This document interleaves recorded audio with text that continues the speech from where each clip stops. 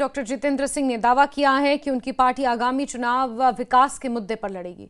उन्होंने कहा कि मोदी के नेतृत्व वाली केंद्र सरकार ने समाज के सभी वर्गों के कल्याण के लिए बहुत कुछ किया है। कहूँगा कि एक अद्भुत कल्पना, एक ऐसी कल्पना जिसका जन्म केवल मोदी जी की सोच से हो सकता था। और मुझे लगता है कि दुनिया में पहला इस प्रकार का ऐसा प्रयास, इस प्रकार का प्रयोग, आपने भी वो दृश्य देखा है, हम सब ने भी देखा है कि आम नागरिक को किस प्रकार सरकारी दफ्तरों के चक्कर काटने पड़ते। एक दिन जाता, दूसरे दिन जाता, तीसरे दिन जाता, फिर थक हार करके बैठ जाता, अपनी किस्मत के हाल पर अपने आप को छोड़ देता कि साहब ये शायद मेरे भाग में नहीं है। आज उसके विपरीत सरकार उसके द्वार पर पहुंच रही है। आपने देखा ये जिला प्रशासन के अधिकारी लोग, डीएम, डीसी, कभी कभी इनसे अपॉइंटमेंट लेने में कितनी दुश्वारी हुआ करती थी। आज वही लोग आपके दरवाजे पर आकर के कहते हैं और आपसे कहते हैं कि आपका नाम इस सूची में है, हमें ये हिदायत है कि आपके लिए पक्का मकान बनाना है। मोदी जी की हिदायत है, मोदी जी के आगे हमारी जवाबदेही है, हमारा सहयोग करिए, हम आपका मकान बनाने के लिए आए।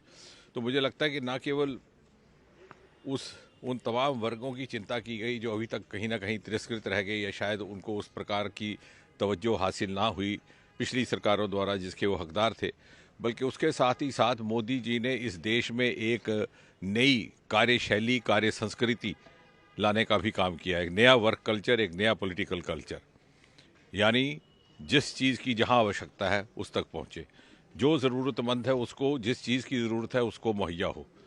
ये नहीं पूछा कि ज़ात क्या है, धर्म क्या है, मज़हब क्या है। ये भी नहीं पूछा कि वोट किसको दिया था और अगली बार किसको देना है। तो वोट की राजनीति से ऊपर उठ करके 70 साल के बाद लोकतंत्र क्या है, और लोकतंत्र का अर्थ ये है कि किसी भी घर में जब बच्चा जन्म ले तो उसकी माँ ये साहस कर सके, ये स्वप्न देखने की कि बड़ा होकर के वो भी बड़े से बड़े पद पर बैठ सकता है, उसका भी एक पक्का मकान हो सकता है, उसके पास भी वो सारी जो रोज़मर्रा की सुविधाएं उपलब्ध हो सकती हैं जो किसी बड़े घर के बच्चे के पास।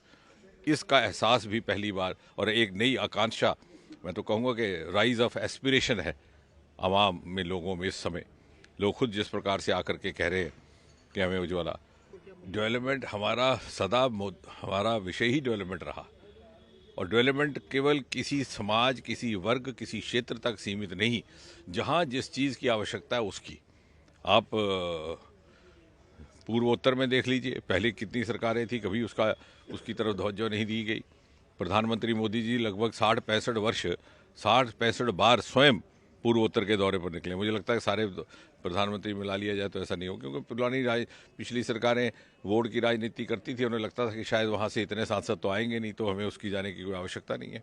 आप हमारे क्षेत्र में देख लीजिए, आज अगर उधमपुर, कठुआ, डोडा कॉन्स्टिट्यूंसी की बात करें तो कहीं ये नहीं देखा गया कि वोट किस पार्टी को पड़ा था, जहां जिस चीज़ की आवश्यकता थी। अगर डिग्री कॉलेज कास्तीगढ़ में बना है तो डिग्री कॉलेज मरमत में भी बना है। अगर एक स्कूल अपग्रेड एक जगह होता है तो दूसरी जगह भी होता है। तो वोट की राजनीति से ऊपर उठ करके समाज तक पहुंचना, और फिर आम नागरिक के विवेक पर यह छोड़ देना कि वो किसको वोट डालना चाहता है।